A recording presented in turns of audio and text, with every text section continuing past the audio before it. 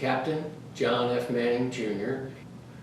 Let's see, we came home probably in July of that year, and we ended up starting the workup cycle a few months after that, and then did our Fallon deployment for the air wing, for strike training, and then I was relieved. I can't off the top of my head now. I can't remember exactly the month that change of command was, but I was relieved in. I guess it was probably in early spring of 1990, and I ended up going to the Pentagon, and I was relieved by Bill Fallon, who later became a 4-star, and a good guy. He was a Villanova grad also, and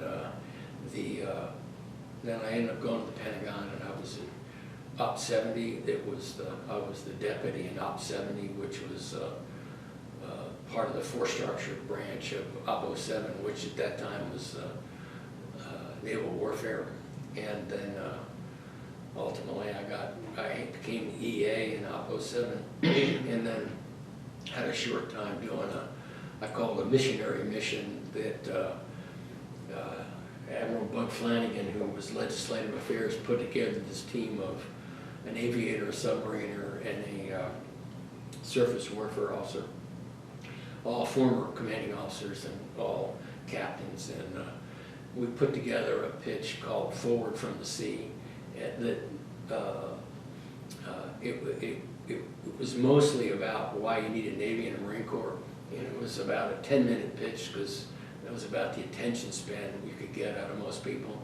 And we would talk to various staffers and congressmen, and didn't see many senators, harder to get to them, but a lot of organizations and groups, and that later became part of Forward from the Sea doctrine that the Navy developed. And it was an interesting time.